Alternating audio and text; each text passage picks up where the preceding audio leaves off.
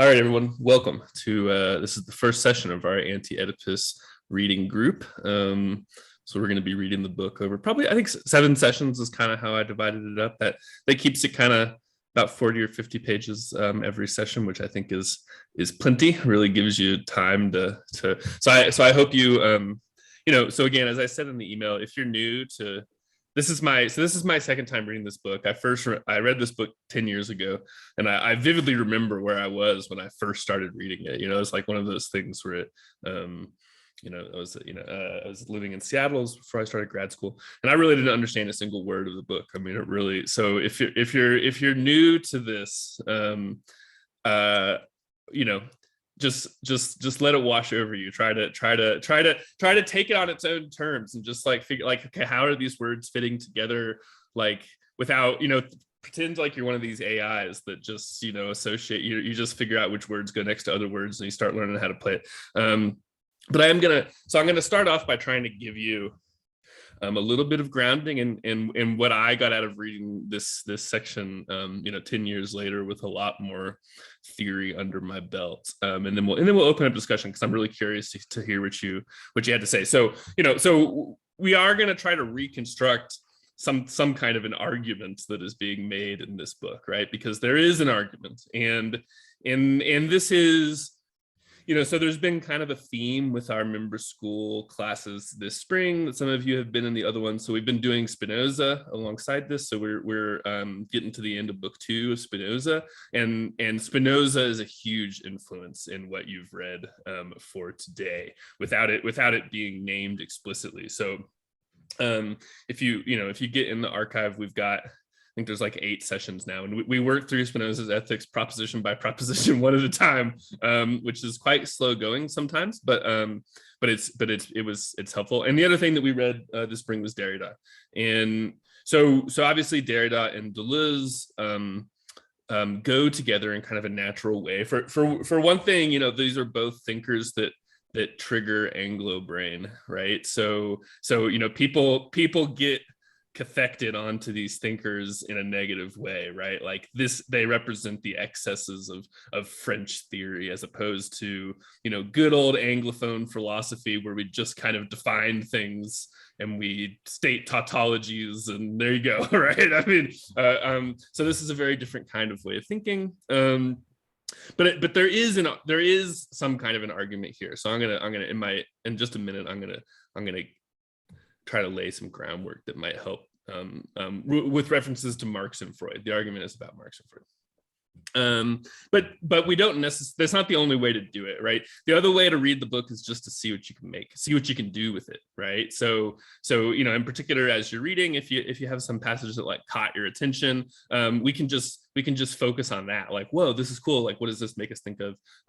Because it's as much like what can you do with it as assessing it as making claims that are either right or wrong, which I do think we actually can do. It's just the problem is that a lot of the work is under the hood, and it's elusive. It assumes that you catch the references, and you may not. So I hope you enjoyed. So anyway, the point of this is, if you understand 1 in every 10 sentences that you're doing, that's a good thing to aim for. By the end of the course, maybe you'll understand 2 out of every 10 sentences. Okay, so I want to start off. Part of the reason we're reading this book as part of kind of this set of readings for the spring is there. So both Derrida and Deleuze are philosophers of difference. The question of what happens if we make difference the foundation of our metaphysics rather than identity. That might sound kind of abstract, like, okay, so what? But so we have some veterans of the member school here, but we also have some new faces. So as some of you may or may not know, right? So my work is about coins. That's really what I study. And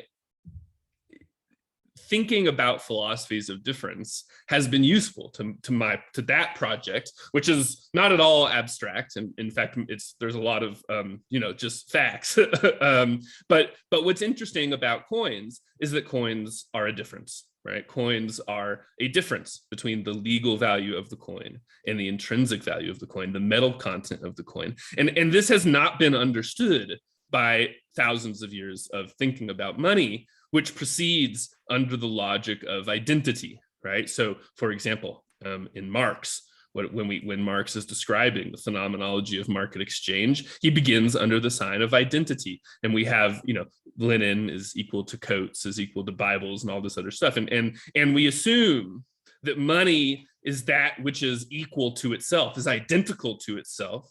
And money being identical to itself is what enables everything else to be compared to everything else, right? Money is this point of fundamental self-identity in the semiotics of the monetary system, and this is what makes the whole thing go. Well, what my work tries to show is that this conception is mistaken. When we think about the market in this way, we repress certain things that matter for thinking about the politics of monetary economies. And I don't want to rehearse all of that, but since some of you may not be familiar with that, I want to start there, right? So when we say, why don't we put difference in the driver's seat of our metaphysics?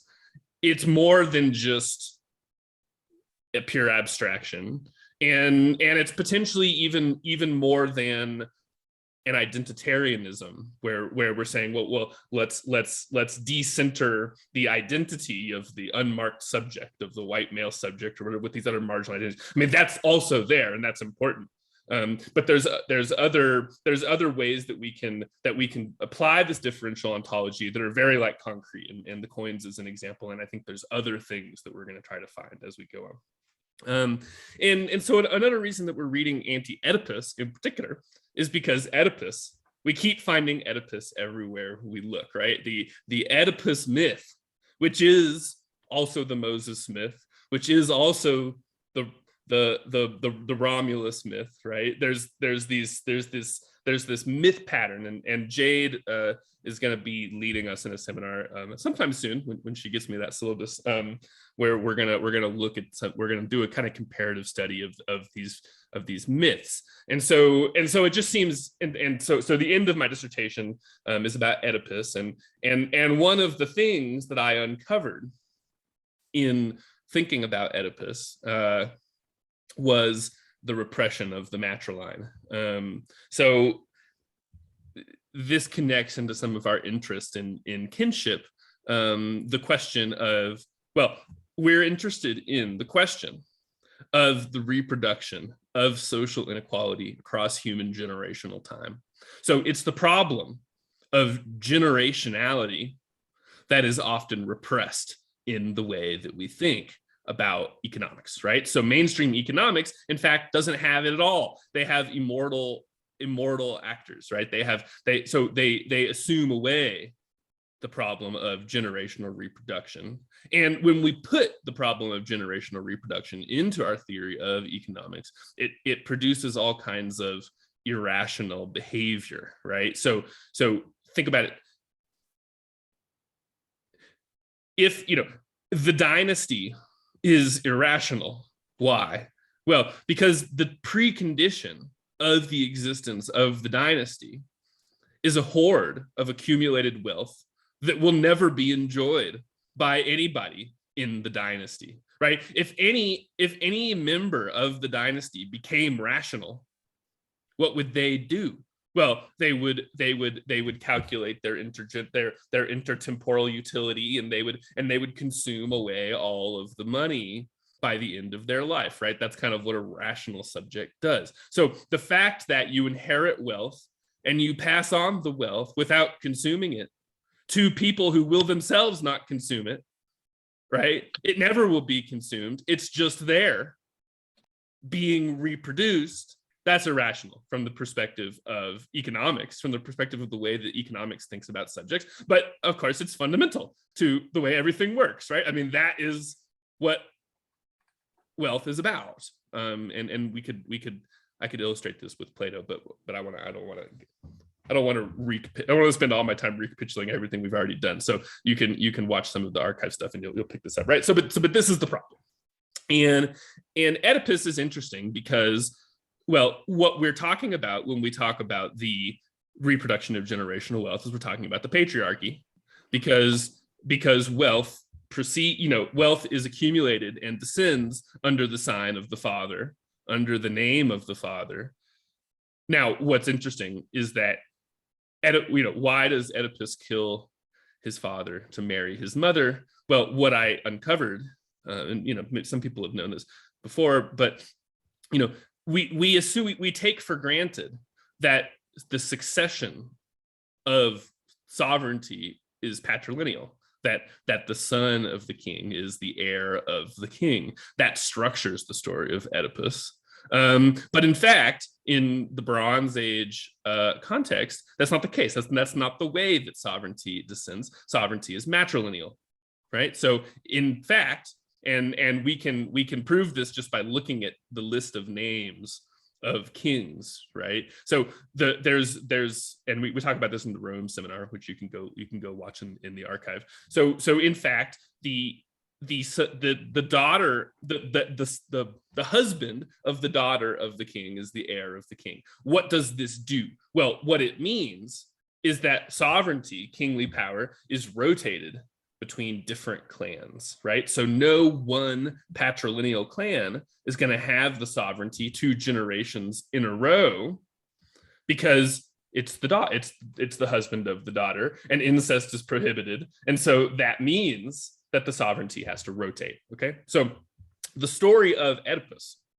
matters to all the things that we've been exploring, because it's the story of the transition between a matriline and the patriline in the organization of sovereignty. And this matters because it affects the way that wealth is reproduced intergenerationally. Okay, so I hope that whole kind of matrix of problems makes sense. So we're interested in Oedipus for that reason. So naturally, this leads us to the question of, well, there's this famous book called Anti-Oedipus. So what is that all about? So now, the way that this book begins is not directly taking up our set of problems, right? It's taking up a different set of problems, but they are related. So that's what I want us to try to figure out over the course of this seminar is what can we do with this book that will help us think through the problems that we've found already, given that Oedipus keeps popping up, right? There's something important about Oedipus, but of course, Oedipus is a problem because Oedipus is taken in psychoanalysis as what? Well, as a transhistorical universal, the universal figure of the psyche. And just as in the Derrida seminar, we had a critique of anthropology, right, as reproducing surreptitiously a Eurocentric framing of its set of problems. Here in Anti-Oedipus, we have something similar being done for psychoanalysis, which is, so the stupidest version, and for those of you who are new, stupid is a compliment here at the member school. We're trying to get stupid about these things. So the stupidest version of the thesis of Anti-Oedipus, right, is that psychoanalysis takes as a transhistorical given the Oedipal family, mommy, daddy, me, when in fact, this is a historical production, okay? This is a historically contingent production of a particular sort of machine that is, well, what we might call bourgeois, we might call it capitalist, we might call it weird, right? Western, educated, industrial, whatever the rest of rich democracies, some as we explored in the kinship class, right? So the question, so this is obvious, I think, right? I mean, I think just me saying that, you say, yeah, of course, right? I mean, that we all know that the nuclear family is not the way that most people are organized themselves socially through kinship. And I think probably if you're here, you have some suspicion that the nuclear family is a problem. And it's a problem. Why? Well, it's a problem because of the fact that political economy is about the reproduction of social inequality across human generational time. And that what we are faced with as mostly people in our 20s and 30s is the unwinding, the failure of reproduction of a mid-century post-war industrial affluent society that has not succeeded at reproducing itself even once, okay? Like this point cannot be overemphasized. So when economists think about the future, what do? They assume that the world after 1945, right, is basically the way things work now. That's the modern world, and we're going to extrapolate it. We're going to assume that things work like that, and and we're going to judge everything else in terms of that. Well, what have they done? They're looking at is the lifetime of the baby boomers, okay, which means that they're studying a system where n equals 1. The system has not even reproduced itself once. And once we realize that the whole question of economic and social organization is the question of reproduction, the question to which the system can reproduce itself through life, marriage, birth, death, right? Well, we've got a serious problem on our hands, because all of the serious people don't even think about this, right? I mean, it's only weirdos like us who even think about, who even can pose this kind of problem, right? So we have the problem of the boomers, which we'll be looking into in a later seminar. I know I've been saying this for years. We'll get to it eventually. We're gonna do the boomer studies seminar. And we have the question, and this complicates the way that we think about class, right? Why? Well, because there's potentially a tension, a contradiction between boomers and their children, even within the same class. Because what are boomers doing? Well, they're hoarding all of this financial wealth. Why? Well, because they don't have kinship structures that are hedged their old age, right? They need it because they've broken kinship. And the fact that they're hoarding all of this wealth, well, what does it do? Well, it crushes the economy that we're in, right? We're subjected to an economy in which we're told more and more, nothing can be done. Well, we live in a death cult, and the death cult is reinforcing itself, because the more kinship is broken, the more it becomes necessary to hoard financial wealth in order to hedge against kinship, the failure of kinship, and the more financial wealth is hoarded, the more kinship breaks.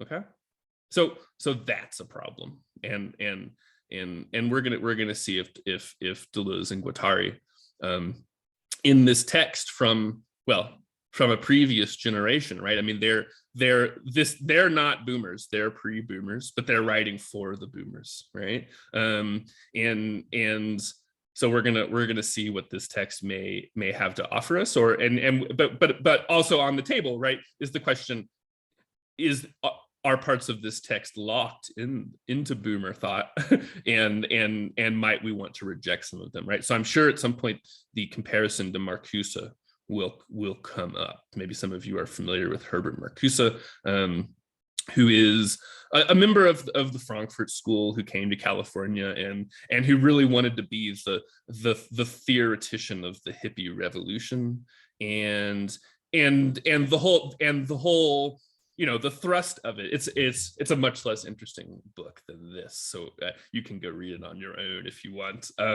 But the basic problematic is the idea that the repression of desire is the problem, and that the unleashing of desire is revolutionary, right? So it's all about the revolutionary impact of our desire, and in particular our sexual desires. So and so of course in this moment there's a certain attempt to synthesize Marx and Freud, and there's various other kinds of Marxo-Freudian syntheses that are occurring at this time. Now, the reason that I think that, despite the ways in which this book has not aged well, so despite the ways in which it is like Marcuse, it's easy to kind of roll our eyes at it a little bit as being the manifesto of the sexual revolution that's going to overthrow capitalism or something like that, right? Which I think is not easy for us to believe in for a variety of reasons that perhaps we can get into. But I think this is more interesting than many of the other texts of this period that are engaging with this problematic, because in a way it is, it's a synthesis that is also a destruction of both Marx and Freud, right? So as opposed to some of these thinkers where they sort of say, well, let's assume that everything Marx said is true and everything Freud said is true, and let's like put them together. In fact, Marx is sodium and Freud is water, and we put them together in this book, and both of them explode, and in the same way, so this book is a high energy particle accelerator that smashes Freud against Marx, and a bunch of stuff flies out, and we're going to take an inventory of all that stuff and see what we can do. So okay, so there's my general intro to the book. I have some stuff that I want to say about specific concepts in Marx and Freud that I think will help us understand, like what the hell is the body without organs. I'm going to try to make that really stupid for you, because I think that they're actually there's a stupid way to understand it. But Jade has something to say first before I get into that. Yeah, I want to point out the focus on the nature culture binary, because I think that that's one of the things that's brought up in the beginning of this text that comes up over and over again as we go. Like, really rereading this was, I think, really valuable just for understanding how dense the first book actually is in terms of presenting the entire argument. Like every sentence is so loaded, but there's a very specific reference to Rousseau, which is obviously carried from Derrida through Deleuze, where there's this idea of a binary opposition between nature and culture that's fundamental for the formation of human consciousness and the way that we do family, and something that keeps coming up over and over again in every one of the social and behavioral sciences. But in the past decade within anthropology has finally actually blown up. There's been an ontological turn where we're recognizing the nature culture binary as being pretty absurd and something that only Europeans have ever really been concerned about. And you see it everywhere when you're conditioned to look out for it. But what's pretty clear in this text, and what I find really valuable, is that collapsing of the nature culture binary, and this idea that and Freud really had this idea also of the primordial horde, the way that we were in a state of nature as opposed to a way that we were in a state of civilization, that it doesn't hold up. This is a Western fabrication that is really used to maintain elite propaganda about the way things should be. And I thought that was something that was important to point out. The nature culture divide is constantly collapsed in this approach towards like the idea of the schizophrenic. And I think that it's something that we need to really focus on as we go through the text, because it has huge implications for what a family is actually supposed to look like, or what even an individual is. And that's another thing. Like, the individual comes about in European thought after this nature culture divide. In a state of nature, humans had to act together in teams according to this like Freudian analysis.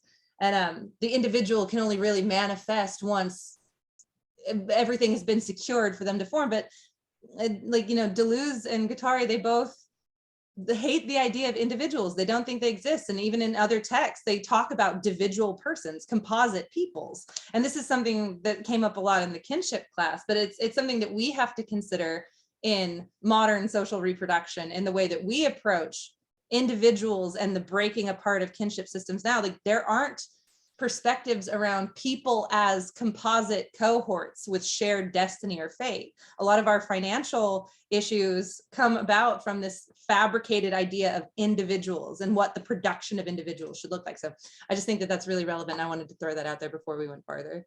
Great, thanks. So anybody else have just something that they want to put on the table, think about? You can use the raise hand function. Read, you can go. What do you think? Unfortunately, my laptop doesn't have okay. Some Zooms or whatever. I'm quite pleased, because I found myself actually latching onto a couple really concrete, like you said, arguments. There are some clear arguments in here. A lot of them I think are really dumb. And again, I say that like as a compliment. A lot of them are like really obvious. So one really obvious one is like, not everything is daddies and mommies, you guys. Like, so there's just there's a very cogent point here. I won't bother pulling up the text because I'd have to dig through it. But there's a section where they're just like, they outright just accuse the psychoanalysts of doing the biggest repression of all, which is to say, because you can apply this everywhere. It is everywhere. It's natural. It's universal. It's trans historical, and that's it. And we're done. And we're done with everything, and then you get to the, don't tell me about your life. Don't tell me about what you want. Tell me daddy and mommy, or I'm going to smack you. Right, yeah. Which is, and they just make a very simple point, which is like, hey, could we at least talk about the possibility of being done with this? Of what do you do to get over that? How do you get over doing everything about daddy and mommy? And they make some really obvious points, which is just like, come on, just because a child has parents doesn't mean that every single thing that they've done is a sexual attraction to their mother. Right. So you know, there's just that's one. There's some other arguments here that I think are even more interesting, but I wanted to point that one out because it's just very clear. They say that over and over and over again, that they just want to move past this. I guess I can at least add something here, which is I wanted to throw out the body without organs. This is pretty clear too. I was all freaked out until I reread a section. They say it pretty clearly. An organ, okay, let's talk about Judge Schraber, who was a schizophrenic man who was like trans or not. I mean, right, so the topic of transgenderness is relevant here. His organs, you know, I'll look at this from a trans perspective. Your organs are limiting, right? They define how you get defined how you get who you are made to be in a social reproduction system. So to not have organs, and they say this overtly, is to be ungendered. This is more abstract and general than the way they mean to apply it. But a body without organs is meant to represent possibility, right? The possibility of viewing the world as a schizophrenic views it, of not being neurotic about, well, this means this and this becomes this because it has these properties, and therefore in that you just say whatever you want and anything can be anything at any moment. So the first thing that comes to mind whenever I see them talk about a body without organs is about possibilities. Yeah, good. And possibilities and the question of the system that precedes and underlies the construction of what we take to be the fundamental thing, right? So essentialist thinking about gender says, well, you know, there's X chromosome and there's Y chromosome, you know, just like I learned in middle school, like all that kind of stuff, right? And of course, you know, but there is a system that is beneath that is at once more simple and more complex. And I think that's what we kind of need to get our heads around, right? Which is, so one of the things that we've talked about, and when now I'll get to you in just a second. So the you know, one of the things that links, another thing that links Derrida and Deleuze is that they're both influenced by the discovery of the genetic code, right? The discovery of the gene is new and exciting and big in this period, and well, it's the discovery of the word in the worm in the blood, right? So in Spinoza we talked about the worm in the blood, and we talked about the way that Spinoza is fucked up by lenses, right? So that's like the stupid way to understand Spinoza. Spinoza's like, whoa, there's this lens, and what's a lens? A lens is a perfect geometrical shape that we've brought down to earth, and right, it's a parabola, and that's what and we look through it, and what do? Well, we look at really big stuff and we're like, oh shit, the heavens are like really complicated, like there's monsters in the heaven. And we can look at really small stuff and we say, oh shit, there's like monsters that are really small too, and this fucks up the entire ontology of medieval post-Aristotelian thought, according to which the heavens are perfect and the earth is messy, right? Because what happens when we make the earth perfect? Well, we reveal that the heavens are messy, and this is a big problem, right? And so Spinoza is trying to think about this problem of scale, of the different levels of scale of organization of reality. Well, and the worm in the blood is his image of this. Well, what happens when we discover that there's a word in the worm in the blood, right? That the worm has a code, and the code is what underlies everything. And the code is just what? It's just metonymy. Okay. So also for those of you who have read my work, that this privileging of metonymy above metaphor is really important. And I'm sure we'll talk more about this as we go on. I'm just trying to lay a bunch of stuff on the table, and we can return to any one of these topics if in more detail, right? But and you'll see this in Deleuze when they go, you know, either or they're exploring metonymic chains. Okay, so I should say what that is. So metaphor and metonymy is a classic distinction in semiotics. The metaphor takes place along what's called the paradigmatic axis. And this just means the axis along which the set of things that could replace one another in the sentence are, right? So if I say, I wore a shirt, I wore pants, I wore glasses, all of those things are metaphors for one another. Why? Well, because they could occupy the same place in the sentence. They could be substituted for one another, okay? Now, metonymy, by contrast, takes place along the syntagmatic axis, which is just the axis along which words are arranged. I wore a shirt, right? So I and wore and shirt can't replace one another in the same way that these metaphors are. They simply follow one another. All right, I hope that distinction is clear. So a big part of what's going on here in this book is exposing the way that the sheer play of metonymy is never totalized by metaphor. Okay, so that's just the critique of your middle school biology version of gender essentialism, which is to say, yeah, you've got this metaphor, right, which is male, female, and you think that you can totalize the whole system under the sign of this metaphor. But if we actually just look at the way things follow one another in the code, what we're going to find is that it's always escaping. It's always, right, is there's endless possibilities, and these possibilities are generated through the combinatorial play in which one element follows another in the code. And now, this is not, right, to deny. I mean, obviously, you've got some kind of emergent bimodalism in the way the system works out, right? And Deleuze and Guattari aren't denying. We'll get onto this later. This is their molecular versus molar distinction, right? They're not saying there's nothing molar, right? I mean, there is, but we have to understand the molar as derivative of the molecular, and always non-totalizing over which is just materialism, by the way. Right, which is just materialism, right? This is just the materialist way to think about sex.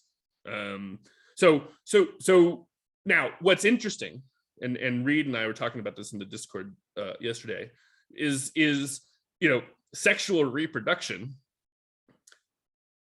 adds, what does it do? Well, it adds metaphor to the code, right? So if you have only one strand of RNA, all you have is metonymy. What happens when you put two of them next to each other? Well, now you have different alleles, and you have the difference between different alleles at the same point in the chromosome. That adds the layer of metaphor or paradigm into the code. Okay, so that's interesting. I hope you.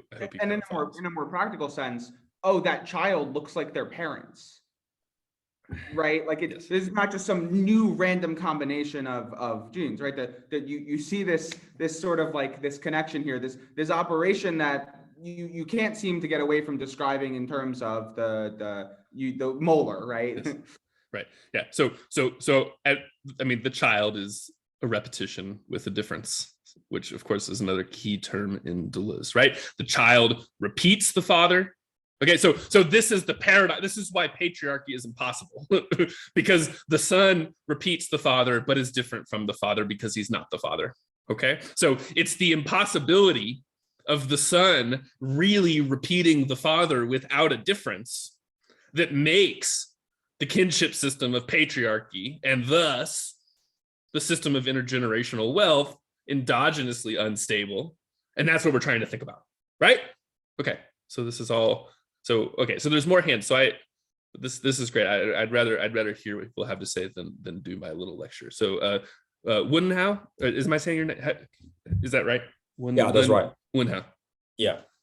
So I kind of brought this up on Discord. So I'm interested in the concept of recording, and how so it seems like that recording is associated with the production of distribution, or the production of it's associated with distribution, and then he kind of says that machines, when on their own, they kind of operate by like connecting, right, by the logic of and, right, and then when the body without organ or capital takes over, machines begin to work according to the logic of either schizophrenic either or, which is like you say is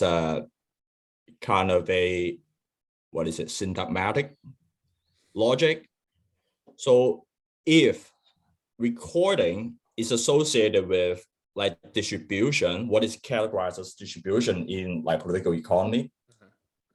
Good. Like how does that, like empirically, what does it mean that it worked according to the logic of either or? So I'm kind of curious about that. Great. That's a great question. I don't know that I'm going to be able to answer the whole thing right now, but I'll answer part of it maybe. So on the one hand, there's a problem with recording and distribution. I'll answer that part. I'm not sure about the either or. Let's return to that after I've given my spiel that I have on deck. So what's interesting is that political economy often makes a distinction between the sphere of production and the sphere of distribution. And by saying that, I've triggered Jared, so he's going to say something about Capital Volume 2 here coming up, because Capital Volume 2 is the book that's all about distribution.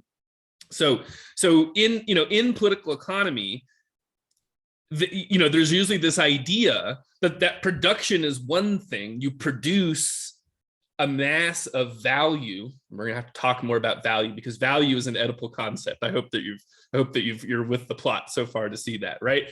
Value is an Oedipalized concept. So we produce a mass of value, and then there's a separate question about how it gets distributed. Now, this is a problem because it makes a distinction between production and finance. It raises the question about what's called the production boundary. All right, or the difference between finance and production, which is a problem because it abstracts away from questions of risk, right? It says that risk is not really itself a kind of production, that first there's production and then there's distribution. And what does this mean? Well, it means that financial activity is really parasitic on production, and it doesn't do anything on its own. Now, that's probably an untenable distinction for various reasons, right? It's sort of a problem to imagine that there's this easy, clear-cut distinction between production and finance. And this is part of what Deleuze and Guattari are trying to undermine here when they're trying to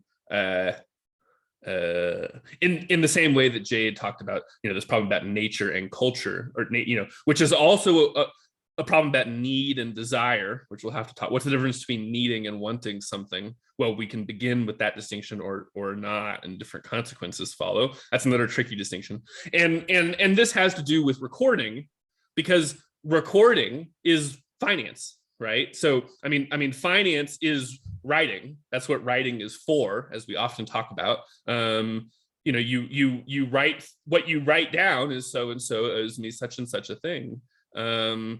And so the problem is what happens when we begin to think that it's writing all the way down, right? That recording is not something that is kind of on top of production, but writing, organization actually makes production happen, right? You need it.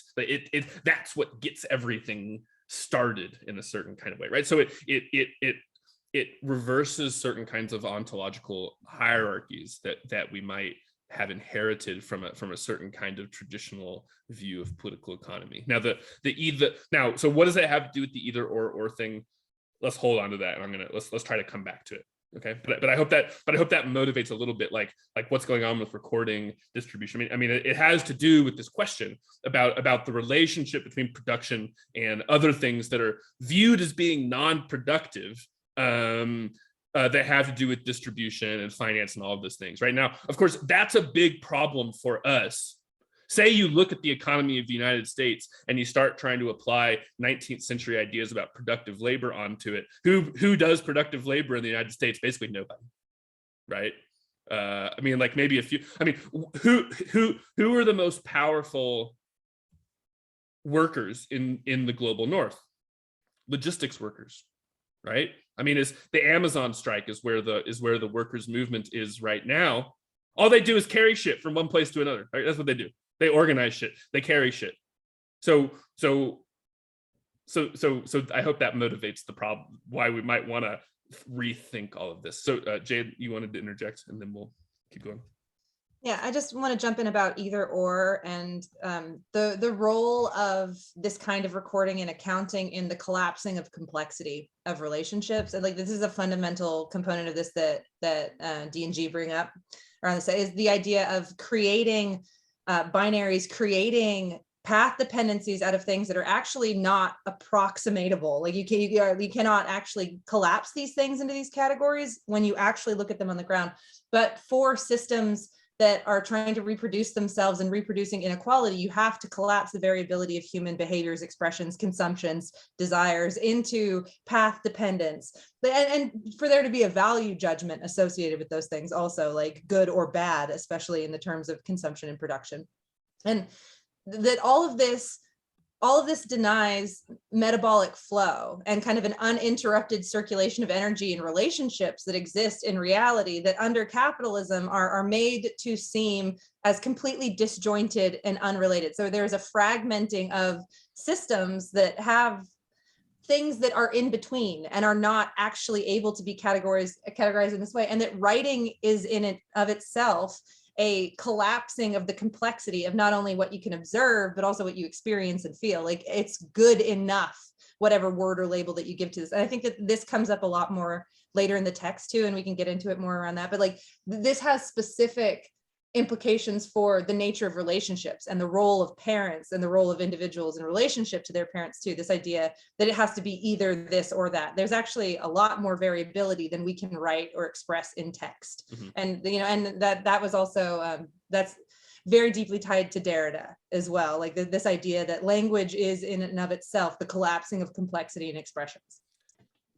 Right. So it's a collapse of complexity that then generates the possibility for new kinds of complexity, and that's the problem that we're trying to think of metaphysics that would be adequate for understanding a world that was like that, right? Because the classical metaphysics isn't.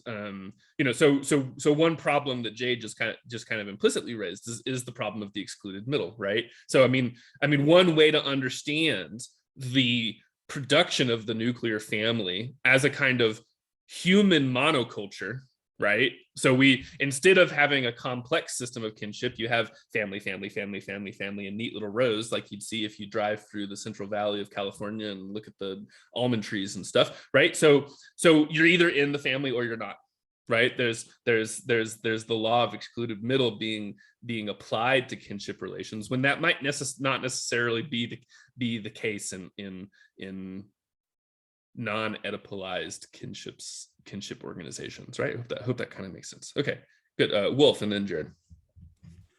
Hey, I just wanted to get everyone else's opinion on what they mean by anti-production, because it does a lot of work for them. Yeah. It's really big in describing how desire becomes lack as opposed to the other way around, and then I control F'd it on the PDF, and then they skip way ahead in the book. They also talk about the state as the agent of anti-production. So, I mean, it's kind of important. Mm-hmm. The best I could get was from page 28. They had the true visionary is a Spinoza in the garb of a Neapolitan revolutionary. We know very well where lack and its subjective correlative come from. Lack is created, planned, and organized in and through social production. It is counterproduced as a result of the pressure of anti-production. The latter falls back on the forces of production and appropriates them. It is never primary. Production is never organized on the basis of a pre-existing need or lack. It is the lack that infiltrates itself, creates empty spaces or vacuoles, and propagates itself in accordance with the organization of an already existing organization of production. The deliberate creation of lack as a function of the market economy is the art of a dominant class.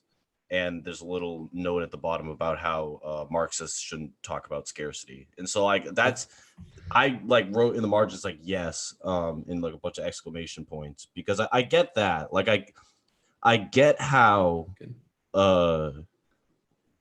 how lack would be created is something that's created, as opposed to like the primary thing which we are fulfilling with political economy. But what I still don't understand is why is that have to be different than all the other production machines? Like why do we need this concept to push back on all the desiring machines to explain this, as opposed to like it being itself?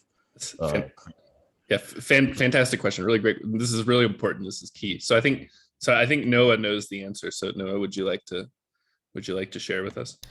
Yeah, I'll go out on a limb. I mean, I've just been reading a lot of Bataille, and his whole thing that they draw from is, the basic problem of the economy is not scarcity, it's excess, and how do we deal with that excess?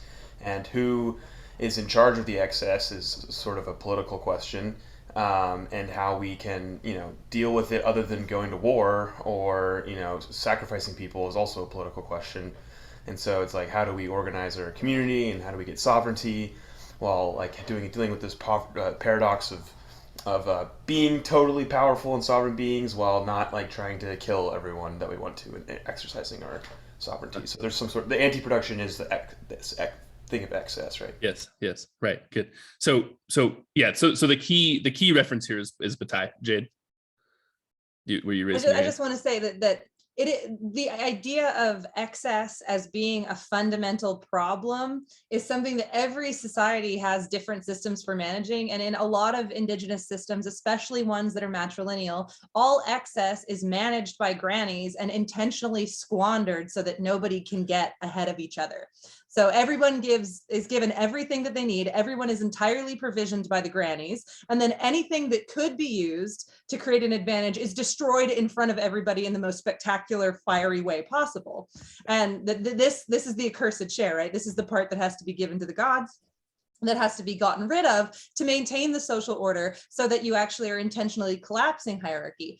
And this is the fundamental issue with the irrationality of dynasties, is hoarding so much that can never be consumed in a lifetime, that cannot be touched by the generation that inherits it, that they have to accumulate as much or more, and that all of this is a metabolic break. It's an extraction from people that would have been a part of this circuit of metabolic and social wealth, and that this hoarding requires the destruction of older generations that have the wisdom to prevent it. And so like the patriarchy fundamentally requires the eradication of the role of grandmothers. So that this is why, like in all of our classes, I always say that the best possible political system is grandmas with Gundams. They need a monopoly of violence and a control of absolutely all resource flow.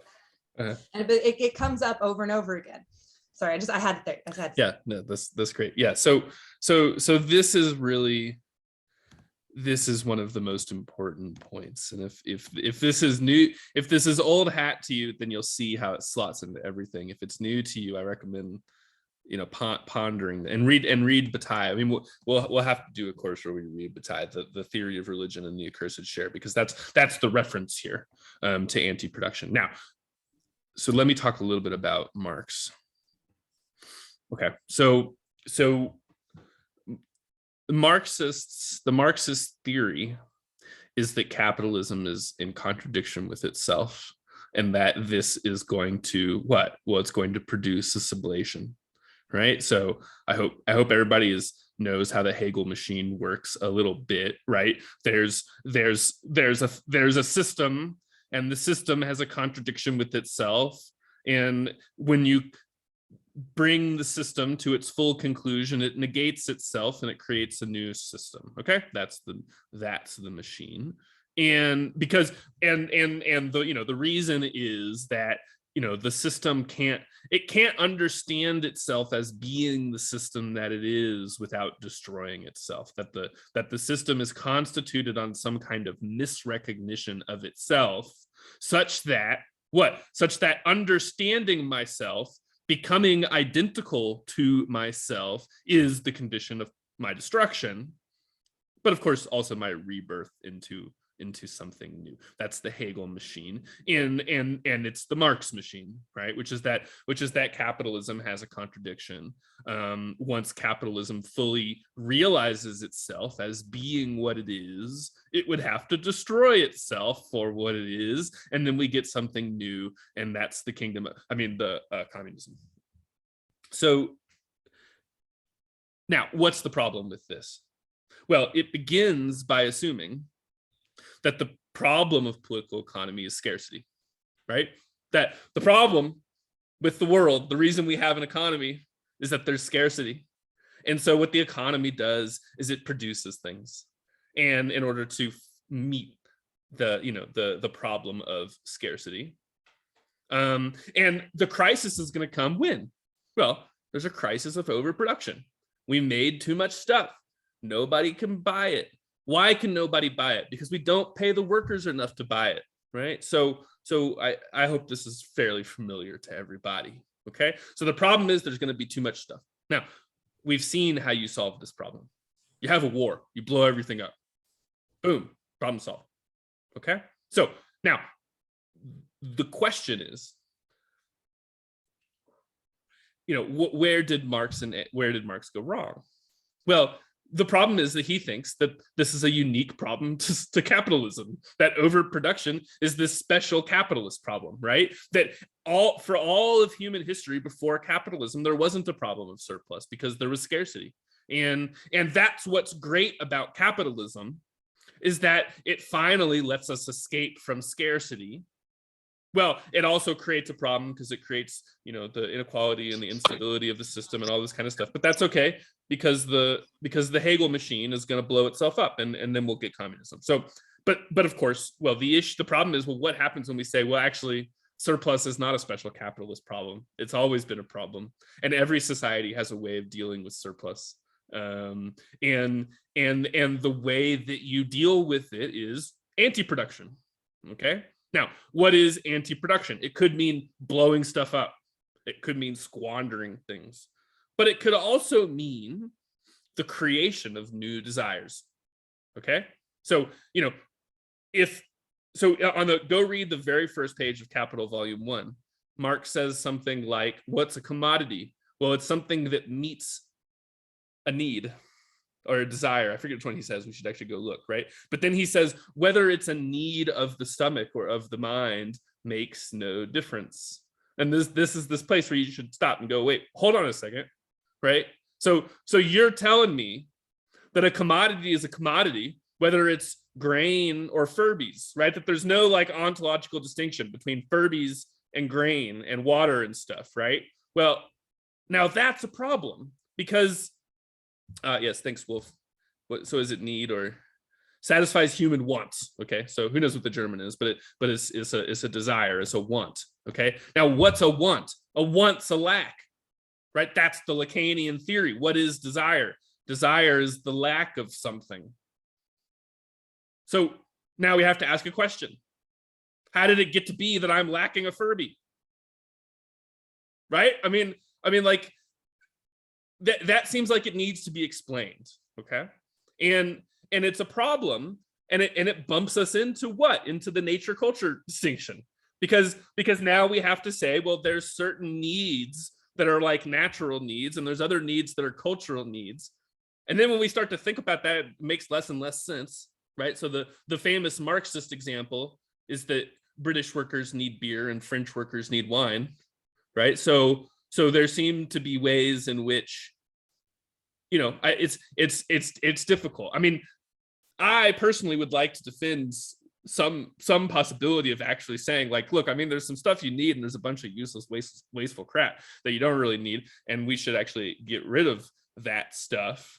But when you start saying that, well, if you say that on Twitter, what's going to happen? Well, somebody's going to say, well, I need this medicine in order to live, and I can't, so I need industrial modernity, or else my heart condition will kill me. And so you, Colin, you're a fascist because you say that maybe, we shouldn't have all this wasteful stuff. And so you're saying I shouldn't have my heart medicine or whatever, right? So we get into all sorts of, the discourse begins once we start trying to make these kinds of distinctions, right? So it's a problem.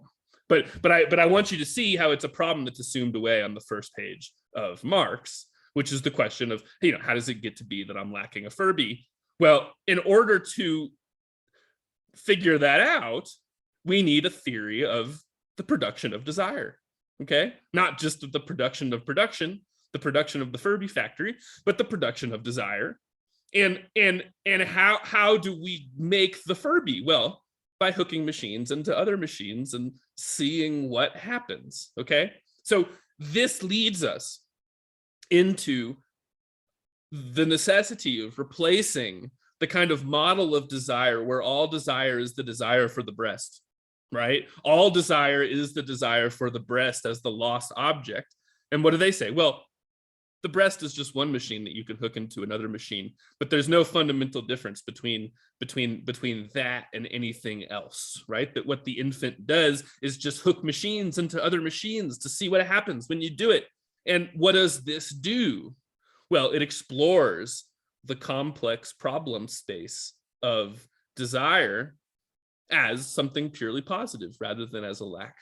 Okay, so now it's this element in the theory that lends this text to being read by gee whiz Silicon Valley discourse, right? There's a Silicon Valley Deleuze, which really emphasizes this, right? Like look, so one thing it could be read as is the praise of innovation, right? What is desiring production?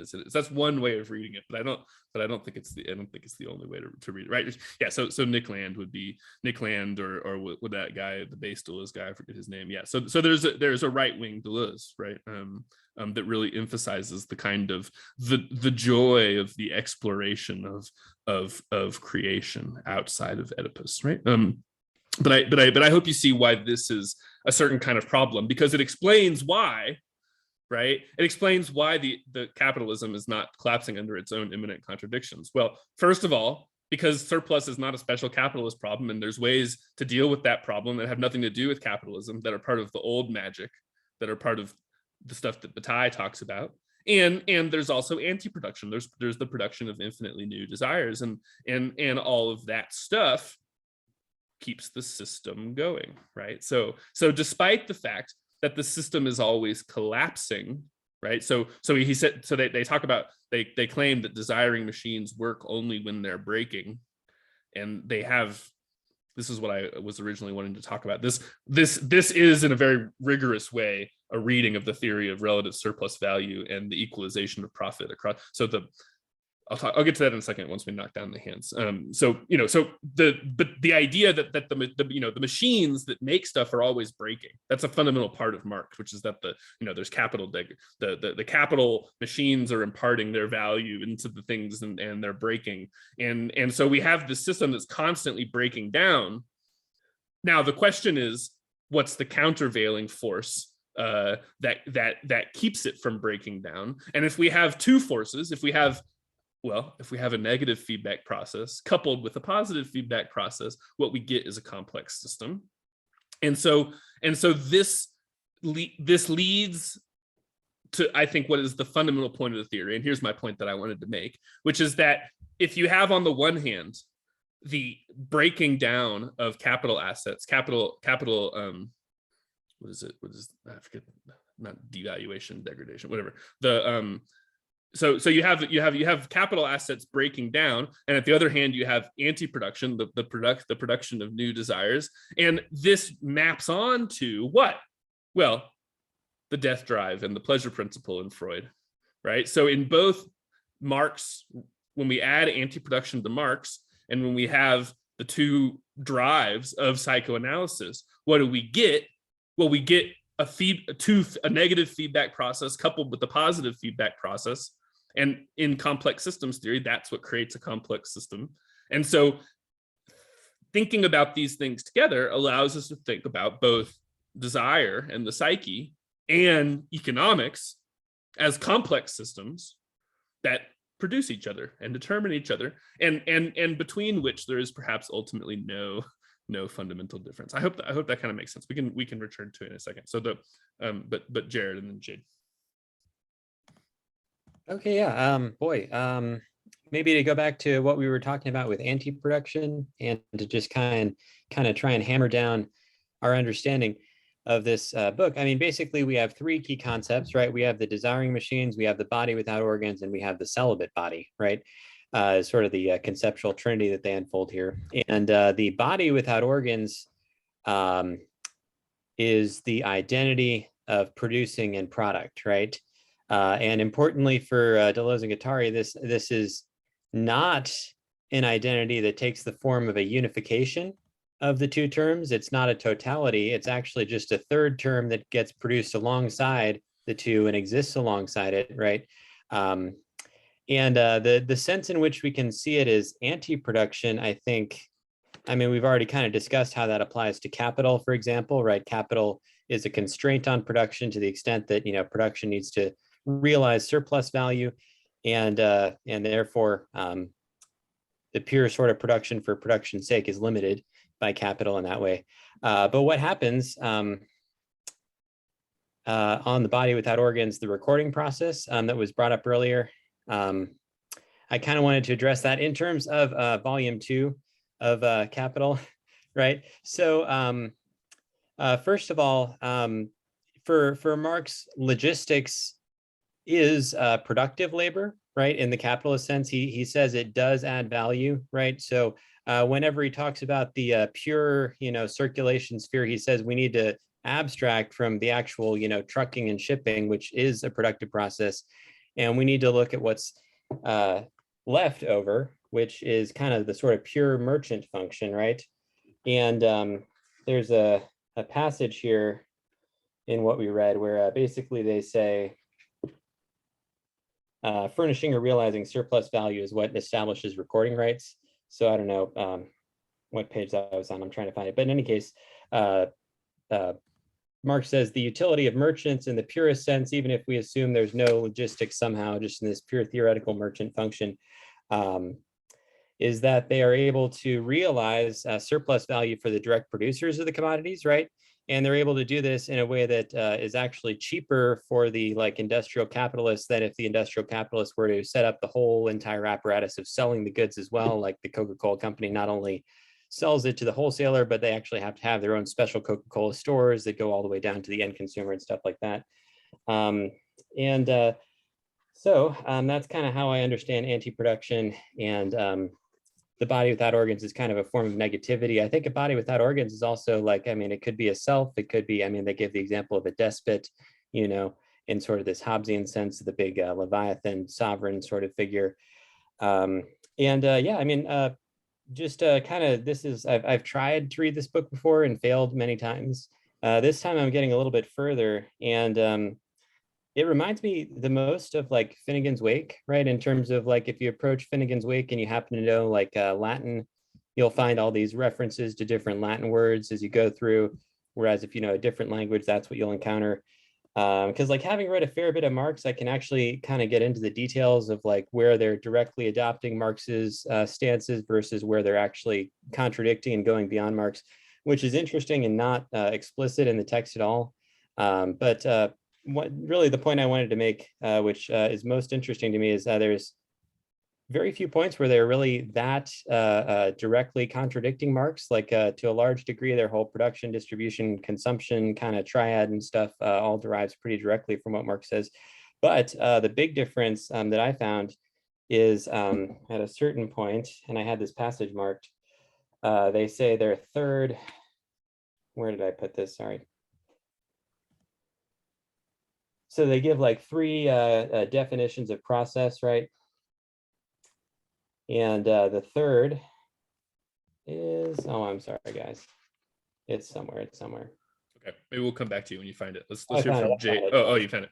Yeah, so basically they say the third meaning of process, as they use the term, is that it must not be viewed as a goal or an end in itself, nor must it be confused with an infinite perpetuation of itself. So right there, that's the biggest point of contradiction with Marx, because Marx really follows Ricardo in being a big advocate for production's sake, right? He sees production for production's sake as being nothing other than the development of human capacities as its own, end and goal in itself, which is the ultimate end of all things. And so the entire thing that he thinks that communism is going to realize once we liberate production from the constraint of realizing surplus value. So that was an interesting move. And yeah, that's the point I wanted to make. Right. So the problem here is the idea of the goal of the process being its own destruction, which is, well, that's death drive in Freud. The idea that there's an anxiety that is produced simply from existing, and that this explains why we might have a desire to cease existing. I mean, this is the death drive in Freud, but that's analogous to the equalization of the rate of profit in Marx, which is capital as the body without organs, right? So we can think about, there's all of these desiring machines, which are actual, like, empirical productive infrastructure, right? I mean, you have a machine that does a stamp, and you have a machine, but all of these have to be abstracted into pure capital, and the rate of profit has to be equal between them. Why? Well, because otherwise capital would be withdrawn from one and put into the other, right? And that's what makes the capitalist system, have a death drive for Marx, which is that the fact that we actually capitalism can't just organize itself purely in terms of use and production.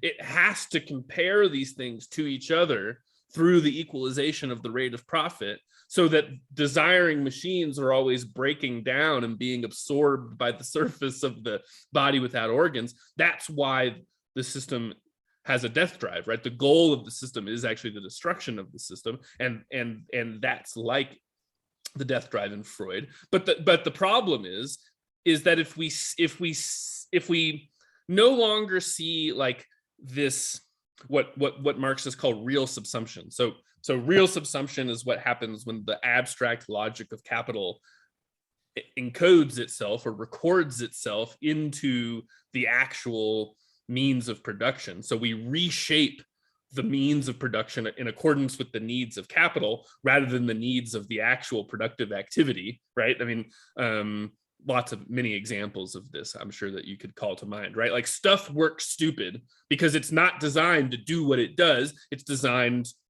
to give a return to capital, and that's why a lot of the stuff that we have in our society works really stupid. So there's this this overcoding process that ultimately tends to destroy the system.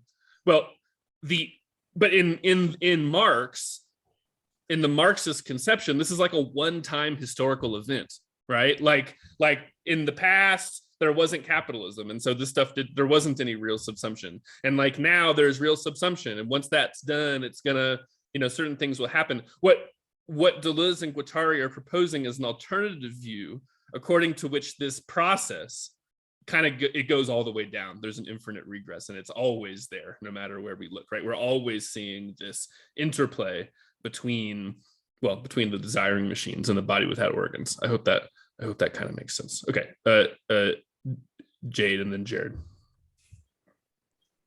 Well, Jared, if you're responding to Colin, go ahead, because I'm going to go on a bit of a tangent about social reproduction.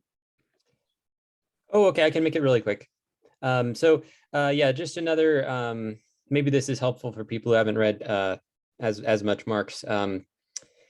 Kind of a way that you could look at the difference between volume 1 and volume 2. Volume 1, you get this image of capital as this, unstoppable blood-soaked juggernaut that conquers the whole earth and, turns everything into this exploitative nightmare and so on and so forth, right? Whereas with volume 2, you switch from the perspective of the individual capitalist to the totality of the economy. And from this perspective, you see the whole system as being so fragile that it seems remarkable that it ever works at all, right? And here's one area where they haven't quite, I don't think Deleuze and Guattari have quite gotten to this yet, and I don't know if they will, but basically in volume 2, Marx breaks the whole economy down into 2 departments, right? You got the production of the means of production, you got the production of the means of consumption. They have to exchange with each other in various ways. And he shows that this whole exchange ultimately depends on one or the other party has to go first, right? Like Department 1 has to spend the money to buy the food and stuff to feed its workers, anticipating that Department 2 is going to buy means of production from it, or vice versa. And without that, it doesn't work. And of course, that leaves the whole thing open to just totally falling apart. Like what happens if you go first and then the other person doesn't, buy your stuff from you? You end up in a recession or catastrophe like that. As far as we've gone, though, I don't think I've really seen like a kind of a logic of anticipation into Los and Qatar just yet. Well, I mean, I think part of the answer is that, I mean, this is less of a problem than you might think, because there's another sector of the economy, which is the state, right? So, I mean, I'm here. This is on page 35. Top of page 35 is the more the capitalist machine deterritorializes, decoding and axiomatizing flows in order to extract surplus value from them, the more its ancillary apparatuses, such as government bureaucracies and the forces of law and order, do their utmost to re-territorialize, absorbing in the process the larger and larger share of surplus value, right? So I mean, there's one problem, which is the problem of the state and the state and its activity as being constitutive of money and monetary relations within which the processes of capital go, right? So there's not so much of this anticipation problem if we know that there's a state and the state is buying lots of stuff, right? I mean, the state goes first, and the state can go first because the state relates to the rest of the economy in a vertical way rather than a horizontal way. That introduces another kind of Oedipal relation. So again, I mean, there's an Oedipal relation that functions. The problem is that it's not everything. Jade. Well, and we can jump to social reproduction and go about 5 pages back in the text. He actually they reference Reich and Spinoza and this idea, like why do people fight for their own subjugation? Why do people participate in their own repression? And it's because there's actually something much older than the means of production and the means of consumption as these separate economic units. There is social reproduction, and there is nothing but desire in the social. They explicitly say that there are roles that humans have in terms of the reproduction of their relative positions in social hierarchy, which mediate all of these other productive and exchange relationships, and that the state actively interferes with. And that this is kind of like a misunderstanding that exists in Freud, and the legacy of psychoanalysis is this idea that that all desire has to be related to these libidinal impulses, when really there's a substantial amount of desire that just has to do with the security that comes from relative position. And why would people want their own repression? It's because if everyone is repressed, then their relative position isn't in jeopardy. In comparison to what happens when you have situations where there's high volatility and a huge opportunity for shakeup, that people find that kind of the opportunity for some people to advance significantly more than others. That's what the crab bucket comes from. I don't know if people are familiar with this term, but this is kind of like a term for the Southeast, the kind of repressed socioeconomic conditions that exist there. When crabs are put in a bucket, if it's just one crab, it can easily climb out. But if you start to put more than one crab in a bucket, then when one starts to climb out, the other crabs will grab it and pull it back down, keeping all of the crabs in the bucket. The issue with this idea about the crab bucket is that a bucket is not a crab's natural environment, and that being contained and being limited and being forced into these productive roles is actually the function of the state. It's a collapsing of the opportunity for access to other resources and more dynamic relationships. And this is something that's kind of interesting in what comes up in later chapters, in the role of children and the role of social reproduction. There's a dynamic of relative position and mimetic desire that isn't necessarily accounted for in psychoanalysis. There's this idea that, there is the mother, there is the father, there is health, there is what a sane individual looks like and what they desire. And that doesn't recognize differences in relative position and why individuals or cohorts would be motivated to do things that are against their own self-interest in order to suppress the advancement of others. And I think that that's really important too. Yeah, absolutely.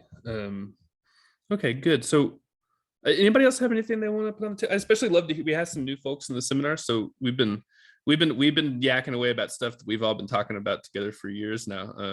So I'd love to hear from new people, especially it could be related to what we've been talking about, or it could be, share something that you thought was interesting, or like I'd be interested to hear like what did you come to this class hoping to get out of it? What are you looking for? So anybody wanna jump in?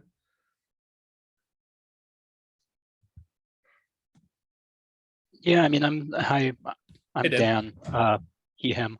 I am new to this, but I mean, I'm still very much kind of getting my head around a lot of these terms. Yeah. And yeah, I came into this mostly because, I had heard some, I edited, I think actually one of your interviews, Colin, about, money basically and modern monetary theory and stuff. The rabbit hole one. Yeah. No, and I thought that was really engaging. And then I saw you were offering a class on this, and I was like, what does Colin have to say about this? Because I feel like this has to be somewhere in some territory far beyond like studying coins. But you've already shown me some connections that I hadn't considered. So yeah, I don't necessarily have a question right now. I feel like I just had a lot of like, I feel like there was a lot of it where I was just like, well, duh, psychology is more, you should study things other than the nuclear family, but maybe that's because I've been conditioned by like the last 50 years of anti-psychiatry and stuff like that, like seeping into popular culture in the middle of like a bunch of dense material. Yeah, which is definitely, I mean, this is one of the foundational texts for that discourse. I mean, this stuff really does seep into popular consciousness, even through many layers of mediation. Yeah. So I appreciate your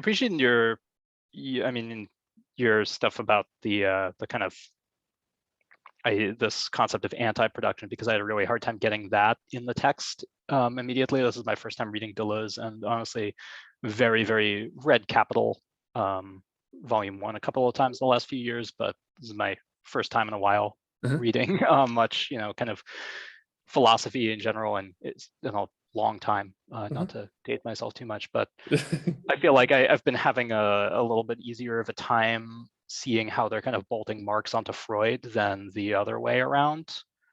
But that idea of like anti-production as kind of matching like a Eros drive seems like it's filling in some of those gaps in my understanding, maybe. Yeah, absolutely. Great. Sorry, thank that's Thank kind you. of unfocused. But no, that's hey, great. everyone, That's great. Thank you. Really great so far. Yeah. We're really glad to have you. Anybody else want to jump? Or I mean, I got some passages highlighted, so we can just go through and like look at this. But I've talked a lot, so I'd love to hear just from you. Yeah, Albert. Can you hear me? Yeah. Yeah, I guess I come from like a Lacanian background, so I'm just curious how much of their critique it applies to Lacan as well, as far as like in Lacan, the Oedipal becomes the paternal metaphor, the name of the father, and then he pluralizes it to names of the father, and then it becomes, I think, just like a master signifier. So I was curious if their critique applies to that as well. Yeah, I mean, Lacan is really the target of this book, and he was made very angry by it. So yeah, I mean, it's an attack on Lacan, and the idea, that the Lacanian subject is transhistorical, right? I mean, that's really the fundamental problem. And so, so essentially, the rebuke here. Well, let's look at the very end of the chapter. I just had it up. So this is on page. The OCR is a little weird. It's on page 50. So okay, they suggest that psychoanalysis is reviving an age-old tendency to humble us, demean us, and make us feel guilty. This was part of a development that affected the whole of bourgeois society in the 19th century. The family was entrusted with functions that became the measuring rod or the metron, right, of the responsibility of its members and their possible guilt. All of this works to keep European humanity harnessed to the yoke of daddy mommy, and making no effort to do away with this problem once and for all, right? So in a way, I mean, the critique of Lacan, yeah, as Fabius mentions, yeah, I think Lacan forbade people to read this book, right? He really hated it because the problem is, in a way, right? Well, if you're going to go on doing psychoanalysis, the condition of possibility of the practice of psychoanalysis is Oedipalized subjects, and so what are you doing? I mean, are you? Well, so I mean, this connects to the problem of the ends of psychoanalysis in Freud, right? So there's a major problem in Freud that Freud was aware of about what the purpose of psychoanalysis is. Is the problem you, or is the problem society, right? So in psychoanalysis is kind of agnostic about ethics in a certain kind of way, which is that just the problem is that you're distressed, and you could stop being distressed if you'd learn to be adjusted better to society. Well, what if society is a death machine? I mean, why should we want to be adjusted to? I mean, this is a stupid problem, right? Which means it's a deep problem. This is what my relationship with my mother is about. My mother thinks that I should be better adjusted, and I say, but Mom, I mean, we live in a death machine, and why would I want to be? Once I know that I live in a death machine, what am I gonna do? I mean, how is the therapist gonna help me? Because you go to therapy and you say, well, here's how political economy works, and here's the problem of whiteness, and here's the environmental crisis, and they say, well, have you tried exercising?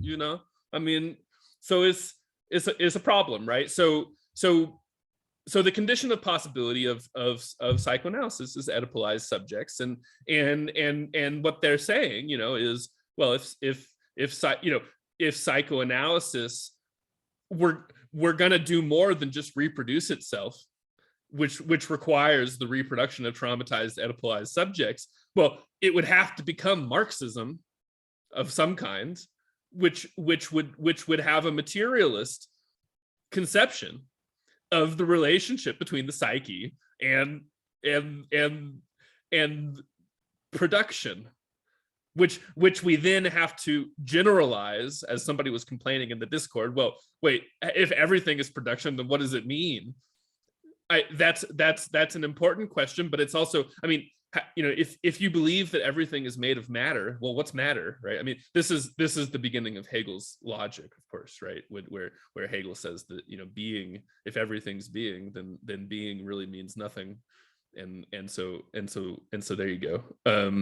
Right. So this is, trying to put psychoanalysis into a materialist basis, where what needs to be explained is the production of subjects, and we can't explain the production of subjects by taking for granted the Oedipal triangle, because the Oedipal triangle is itself produced, and so now we need to ask about what the system is that produces it, and that's the theory that we're trying to produce, and we're going to have to, as we go on in the book, well, we have to have a theory of alliance and filiation, right? Which is the Oedipal triangle is just one possible configuration of alliance and filiation. Now, what do these words mean? Alliance, marriages; filiation, having kids, right? So filiation goes this way and alliance goes this way. We have a system that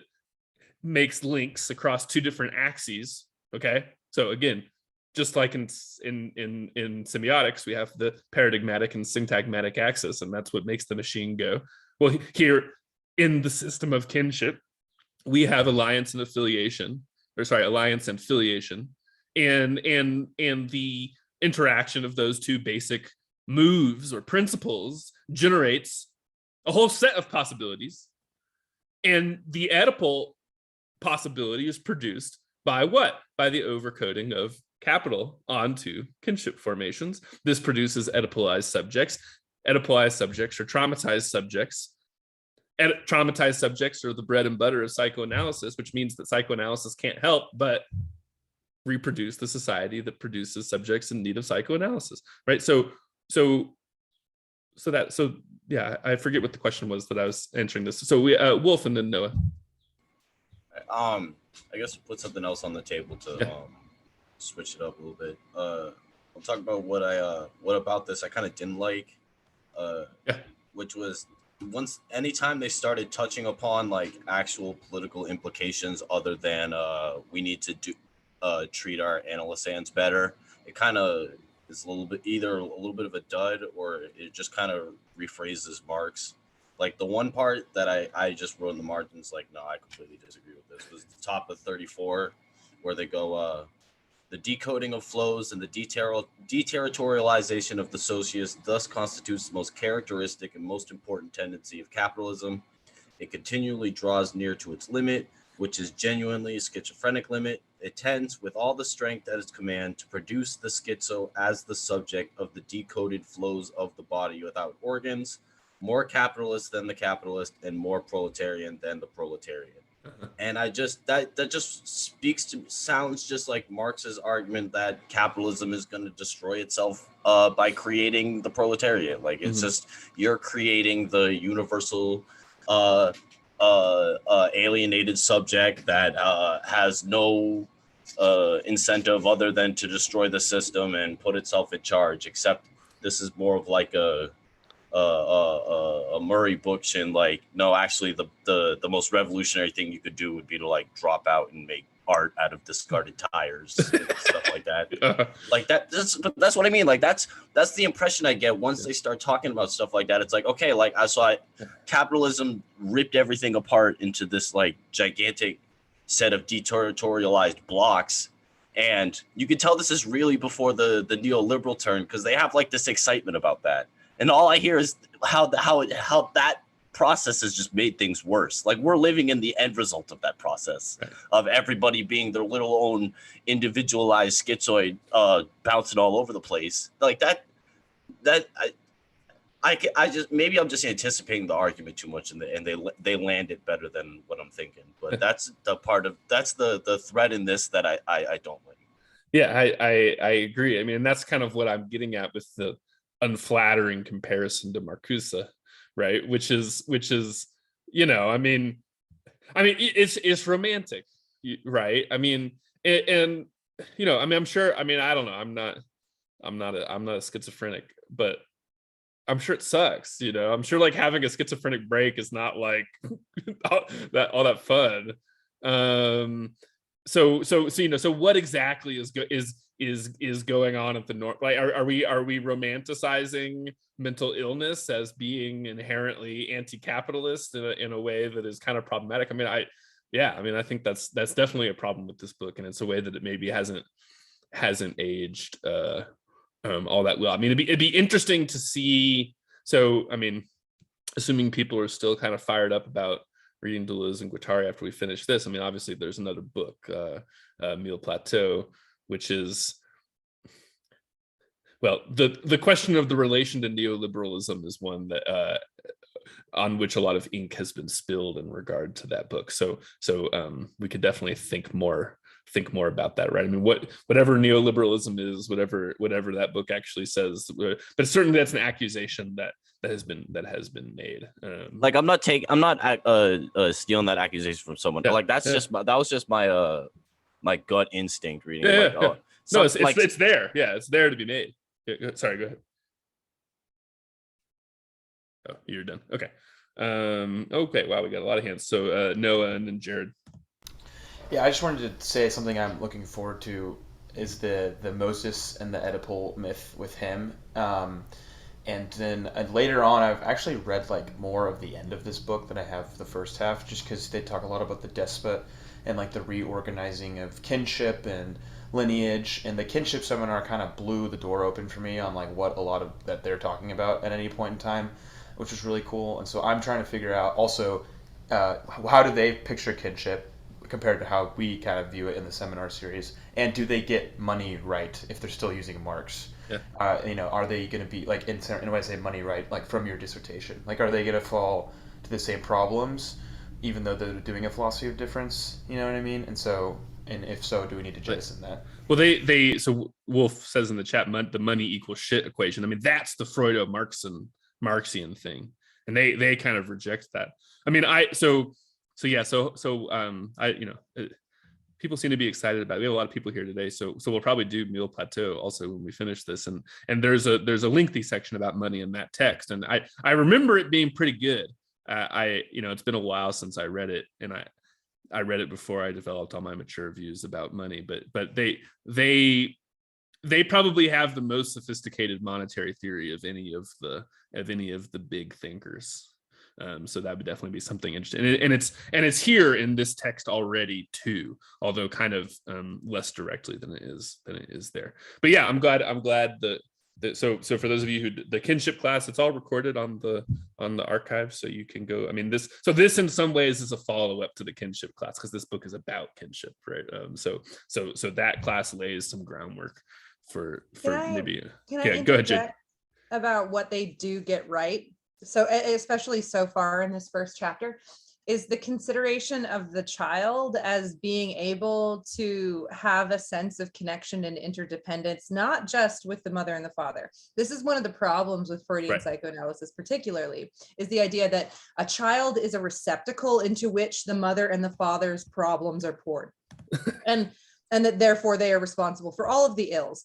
What D&G get right is that children are actually entirely their own beings who are able to have a sense of affinity and interdependence with trains, bats, cowboys, like that part of what children do is code parents. Parents don't code children. Like the tabula rasa, the idea of the blank slate, is something that is like plagued everyone's understanding of kinship, even to the present day.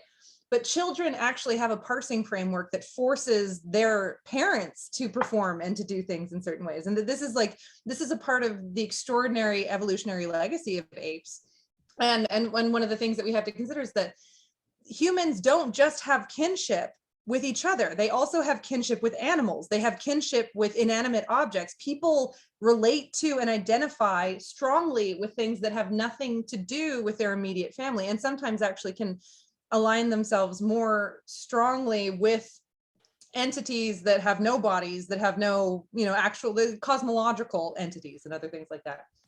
And that this is a part of the parsing framework that allows humans to simultaneously act cooperatively, but also to look at someone who is exactly like you and decide that they're food and rip them to shreds for your own advantage. So like this is a part of the legacy of hominid evolution that the Europeans didn't understand. And this is what Freud suppresses in his Primordial Horde.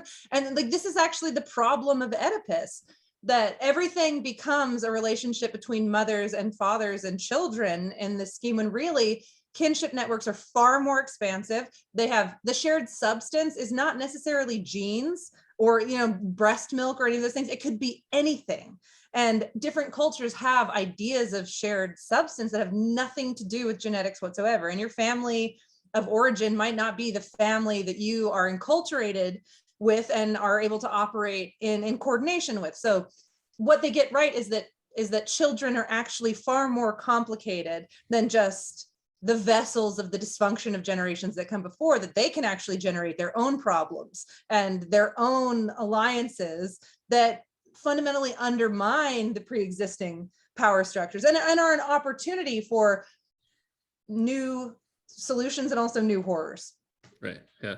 Because children, I mean, you might produce the child of psychoanalysis if you lock it in the house and don't let it go outside, right? I mean so you can produce that as a result of a particular social cultural formation.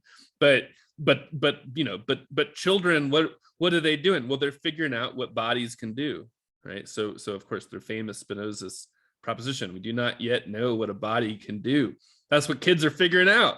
And how do they do it? Well, they do it by hooking machines into other machines and figuring out how flows interact with machines that cut the flows and make new flows, and they're experimenting, right? So I mean, we see in children the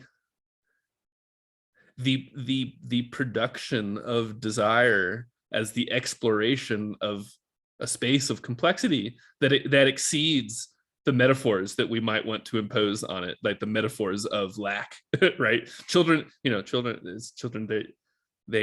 they're not lacking things. They are producing things, new things that they didn't know that they were missing. They just made them, right? And the point is that it's not just kids who do that, right? That's part of the machine that we're trying to understand. Okay, Jared.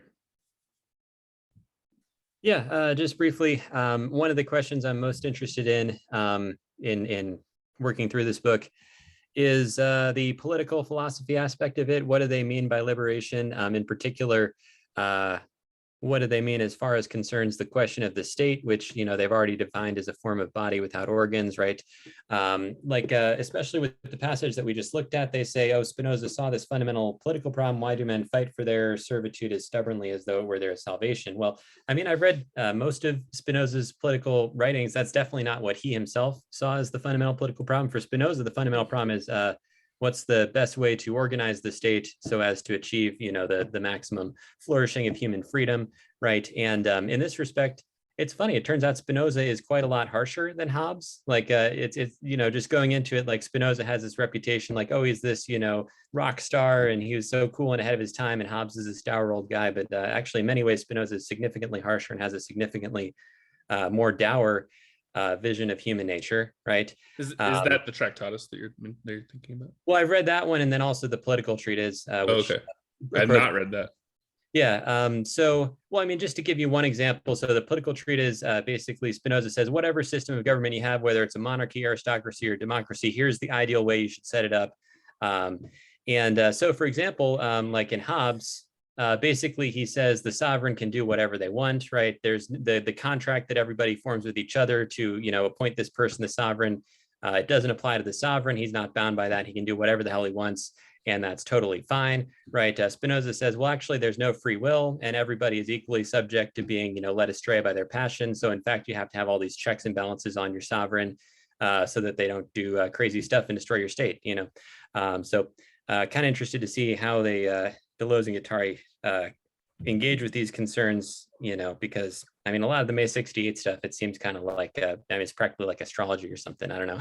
We'll get rid of the state, we'll get rid of all bad things and everything will be great and so on and so forth. Well, great. Good luck. Right. Dan. Hey, so I mean, this is a follow-up from a little earlier downstream, and I think people were poking around on this in the Discord, but I don't know if we got an answer.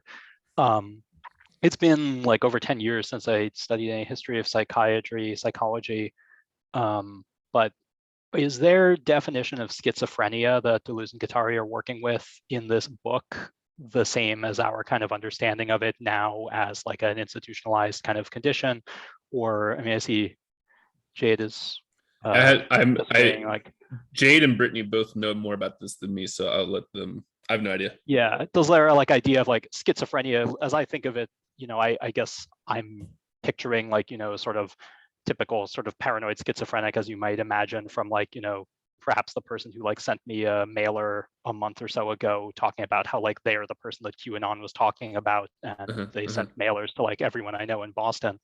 But I imagine that itself is probably not the broadest idea of what schizophrenia is, and it feels to me like Deleuze and Guattari are maybe thinking of a broader definition of the schizo than what I picture, which itself is very much acculturated by like movies and shit, not from Yeah. actual. Well, they're understanding. added, you know, there's in Freud. So I'll say one thing before we let the people who actually know give the real answer. But like they're adding the schizo to this menagerie of ideal types that already exists in Freudian theory. So like in there's like the hysteric, the pervert, the neurotic. There's these types, right? And they have different logics that they work towards. And so they're adding the schizo as like as this type that is unthought in the Freudian schema, right? So partly it's playing with this system of ideal types that already exists in Freud. I mean, you know, for me, when I think about what they mean by schizo, I just think about like a Philip Dick novel, like you know, like everything, objects are turning into slips of paper with words on them, and you know, all these various different types of things. So I don't know, but I mean, it seems to be the idea is that the schizo experiences the play of metonymy in which random things follow from one another, and all these possibilities coexist at once in a way that is obscured by the stable subject is stable because they've learned not to notice them, right? So I mean, like, and I just, you know, I think about this when I try to talk about some of the things that interest me toward, you know, to people who are like disciplined in academia, where you know in advance what's relevant and what isn't. And I start making these connections, you know, I'm like, well, money is connected to Oedipus, is connected to this stuff. And people just look at me like I'm crazy. So I mean, I at least, maybe that is something like the position of the schizo that they're talking about. But Jade, what do you think? They also make reference to autism multiple times in this, and that actually, like, it's calling back to an older understanding of schizophrenia and an older understanding of autism. In North America, childhood schizophrenia was actually the original classification for autism there, and there's a lot of misunderstanding about the inability of an individual to see themselves as being separate from or threatened by things that a healthy individual would be able to assess. So it was a way of talking about wrong attention. And this is why it's relevant during this, you know, the early half of the 20th century, this idea of an inability to perceive the separation of yourself from your environment. Schizophrenia was thought to be an inability to actually like perceive those things. And this is why when D&G talk about schizophrenia, it's a great thing, because they're like, wow, you're no longer like burdened by all of these restrictions, by these nature, you know, culture binaries, by all of these barriers that have been imposed on you by these artificial systems. But they're actually like referencing a much, much older version of schizophrenia, and one that is pretty detached from the DSM definitions that are used now and the diagnostic criteria now. And as Brittany points out, a lot of people don't like schizophrenia because a lot of the genetic analyses and kind of like the semiotic analysis even of diagnoses is like, a lot of them are self-reinforcing. Like when you look at the DSM, you have 5 criteria. Half of them are saying the exact same thing and are self-reinforcing. And so like the process of diagnosis even is completely up for debate now. And we have these umbrella terms like schizophrenia for a lot of different organic and social problems. Like schizophrenia is in a large part determined by the social roles that you have in the society that you're in. And in a lot of indigenous cultures, what would be viewed as being positive hallucinations and something that's like a threat to a person's safety are seen as an ability to see in between worlds. And it's considered a great gift. So like a lot of this is just what they're actually kind of referencing is a very different idea than what we have now, which is the Western educated, industrialized, rich democracy's idea of an individual that is perceiving things that are not real and that this causes social problems and therefore deserves a diagnosis. But yeah, like the relationship to autism is kind of interesting too, because like they're talking about hyperfixation and special interest and fascination at different times across the text. And they're talking about it like it's a good thing, but at the time, the way that autism was used, especially in France, it was a very negative connotation. So it's all very loaded, I think. Yeah, Brittany, did you want to jump in? Just really quick, I put it in the chat, but again, and this is not my area of specialty at all, and there is a lot of debate as to whether schizophrenia even exists. Like, is it really, 5 different, if we're going to talk about it as an primarily organic condition, is it 5 different things? Is it 20 different things? How do we define it? But the thing I wanted to highlight is that insofar, my best understanding, as we know this as like a function of the brain, is that your brain doesn't edit very well. And so there's just a profusion of stuff. And so that's just a really interesting thing to connect this with the metaphor and the clinical stuff and then what we're reading. Yeah. So the idea, the idea of their, like, okay, we could have a theory of meaning according to which originally there's an absence of meaning and then we have to produce it. There's another, but we could also think, well, originally there's an excess of meaning, and the way that we actually produce what we think of as meaning is by deciding what's irrelevant. Okay, so again, what is that? That's anti-production. So it's not that we're producing knowledge, it's that we are engaging in the anti-production of the surplus of connections, most of which are meaningless. And so what's really at stake is learning how to not make all these superfluous connections. I think the other thing that we have to keep in mind with the cultural context of this text is it's part of what they mean by schizo is the experience of LSD, right? Which is similar to what we've been talking about, because the way that it works is that my understanding is that there's this fluid in your brain or whatever that insulates neurons from each other, and it like makes that stop working, and so neurons just fire randomly and you get random connections, and so everything is connected together, everything all at once, everywhere, all the time, right? I mean, that's the so it's also about acid, and I think we have to keep that in mind. But as much as it might be interesting for us to go look at some of the clinical stuff on psychiatry and read it critically, kind of in the same way that we did in the kinship class. But as much as like it might be a romanticization, it might not be a really description of what's actually happening, I think that point is deep and important about the problem of an excess of meaning, which I think is, as Brittany's put in the chat, I mean, I think that really nails it, right? The problem of schizophrenia is an excess of meaning, an excess of connection.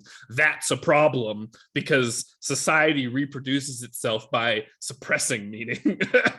And you have to not notice that things are connected. And this is what you go learn at the university. If you go learn economics, what you learn is what doesn't matter. And if you try to talk to economists about what matter, they say, well, that doesn't matter.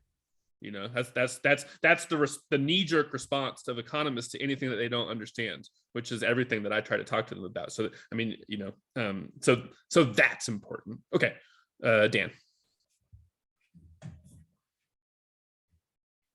Sorry, I think I just forgot to lower my hand. Oh, okay. Winhow. Yeah. Whoops. Oh, you too? Okay. Fabius. Actually, I'll wait. Oh, no, go ahead. Okay, sure. So I'll say what I came to this class for. So I'm kind of looking for what they have to say about like the history of money for one, and the other is like looking for like, I guess, a social ontology or like what, or at least like some way to analyze like empirical social phenomena. It's basically what I came here for. So this is kind of unrelated, but I'm not sure. And so on page 33, they say this capitalism is in fact born of the encounter of two sorts of flow: the decoded flow of production in the forms of money capital, and the decoded flows of labor in the forms of free worker. Hence, unlike previous social machines, the capitalist machine is incapable of providing a code that will apply to the whole of social field, right? So this idea of capitalism as being not able to provide a code struck me as a kind of, talk about capitalism as if it is like deregulated or unregulated activity. It's kind of reminiscent of Polanyi's trend. Yes, although exactly. It's like a reading of Polanyi that says that like commodification is precisely what the state intervention does. So anyway, I thought So I'm kind of curious about whether they think capitalism is actually deregulated, uncoded, etc. That's a great question, and I'm glad you drew our attention to this passage, because I paused over it too, because I'm not sure if I believe that, right? Well, for example, maybe we do have a code that how do they say that will apply to the whole of the social field. Yeah. Maybe that code is called white supremacy. So that's a question that I have. I mean, anytime a writer says, well, capitalism is different than everything in the past because it is completely abstracted and there's no longer, I think, well, what about racism? I mean, like, so that's the kind of question I have. So I'm glad you called attention to that. Yeah, so we will definitely be paying attention to this as we go forward. And of course, I mean, if there's everything to me is about money, so we will not fail to notice any of that. But we will also how can are there limitations in the way that they're thinking about social ontology that we might want to challenge? How can we use their theory to maybe understand stuff that we want to understand? These are great questions, so we will definitely be looking at that. Okay, Fabius. Hi, sorry, can you hear me? My microphone sometimes doesn't work. Okay. Yeah. All the discussion about what is recent discussion on what is schizophrenia even in this text just made me remember again that yesterday, I think in the general chat, I posted the Lord Chandos letter by Hugo von Hofmannsthal, which now, like, talking about it really does kind of, I feel, get at what they're talking about, where the narrator stops being able to take seriously any kind of abstract terms, and everything takes on such a, he calls it iridescent color, that he can't talk about it. The other thing that I was just going to say about that is that Wolf, I think, mentioned that it's sort of, that part is kind of difficult to buy 50 years after the fact, how this schizophrenic thing is going to liberate us all now.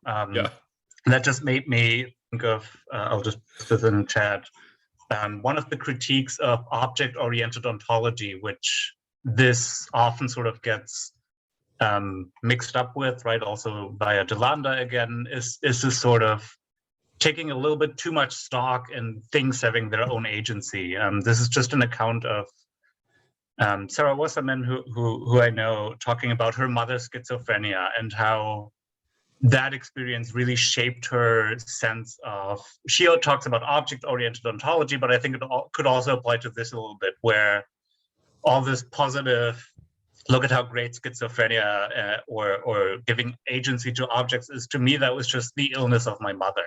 Right. And completely unrelated to that, I just thought it was really funny that they talk about fascism once early on, and the way that they circumscribe it is, how is it that people started demanding more taxes, less bread? But today, of course, that seems like a very eminently reasonable position, like for the younger generation specifically, right? Like, we kind of ecologically want less bread and also more taxes. Right. That just struck me as very funny that was their sense of fascism, and to me, that's like, well, that seems like good politics. Right. Totally. Yeah, I mean, that letter that you posted, that's what I thought when I was reading it. I was like, oh, this is what D&G mean by schizophrenia. Okay, Jade, and then Wolf, and then we got to wrap things up for today.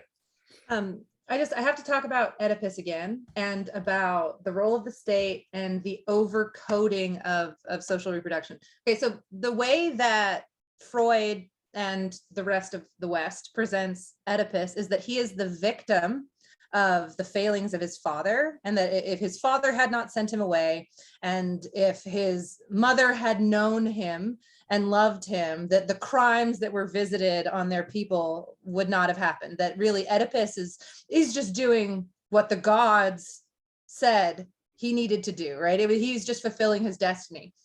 That Oedipus is made a victim when he destroys kinship. He comes in and kills his father, he marries his mother, he destroys the systems of kinship that have existed before. this is exactly the kind of projection of modern values into the past. It's the fundamental problem that D&G are bringing up. The fact that we are basically rewriting history so that the perpetrators of great violence and social destruction are depicted as somehow like the ones that are embodying virtue. And this is a problem that the boomers really like carry now, that like they are the ones who have eaten the world and their brains are full of mad cow disease and lead, and they think that we are the ones that are coming to destroy them, that we are the ones who are fundamentally failing to understand the social order, when in reality, like they took away the opportunity for us to have houses and children and, you know, potable water. And this historical rephrasing of victims as as, you know, saviors is something that goes back much, much farther than capitalism. And like in the Rome seminar, we talk about it all the time. It's the same story. That there's this overcoding of what is actually potentially sustainable and good as being somehow fundamentally flawed. And this requires an understanding of, this requires everything being collapsed into the concept of individuals, that individuals can be victimized, that there are people that can suffer as a result of the choices of others without recognizing that we are part of ecosystems and that we're part of families. And the role of the state, like what it does and how it codes, is it breaks up kinship systems. Like the entire history of state formations in especially Europe, the Mediterranean and the rest of Europe, has involved very intentional interventions in what people can do in terms of being family, how they can marry, how assets can be distributed in that way. And so I think that that's something that's really important to keep in mind as we go through the rest of the text too, is like, how are they pointing out how individuals that are in mythology are presented as victims are actually like the ones who've destroyed kinship and have destroyed the opportunity for other people to succeed for their own benefit. I think that that's something that they have in mind, that is one of the reasons why Lacan was so mad. For example, Virgilius, the one who murders his daughter because she was going to get married by the patricians. So, well, anyway, okay, Wolf, last word. All right, just real quick, you talking about white supremacy and the passage when Hal brought up earlier reminded me of a quote I really didn't like from right before the one he brought up, which was they're talking about how the prime function of the socius is to like codify all the flows of desire, etc. And they very, very, very sneakily add in this periodization where they go, when the primitive territorial machine proved inadequate to the task, the despotic machine set up a kind of overcoding system, but the capitalist machine, insofar as it was built on the ruins of a despotic state, more or less far removed in time, finds itself in a totally new situation, blah, blah, blah, blah, blah, blah. And the part of this that annoyed me is the capitalist machine, insofar as it was built on the ruins of a despotic state. That's an extremely European way of looking at it, because when I think of the capitalist machine where I live, it was built on a bunch of people who were doing absolutely nothing to do with them. Like it was completely just, it's a machine that did deterritorialize, I guess you can say, the continent, but like just in, I just wonder what even they repress just by being Europeans projecting ideas over, as opposed to like, I wonder what reading this book in North America can kind of help us think about it. Great. Yeah, that's so I mean, there's definitely a question about, and this is a move that I make against the chartalists, which is that, I say, there's a difference between the history of money in the core and the history of money in the periphery, whereas the chartalists are always trying to read, so they read European colonization in Africa as explaining the origin of money, when of course that's the projection of an already existing monetary system onto a periphery, and the history of the monetary system in the core is quite different. Yeah, so this is certainly kind of a problem. Okay, so we have to wrap up for today. It's time to go. This has been a lovely discussion. I hope everybody is excited to keep doing this book. For those of you who are regulars in the seminar, we're neurotically returning over things that we've already said. But that just proves that we're onto something, I think. So anyway, so I hope I will see you all. So 2 weeks from today, same time, same place. And we're going to read like the next 40 or 50 pages or something like that. I'll send out an email with the exact thing, but you can go ahead and get started if you want. And I will see you all in 2 weeks.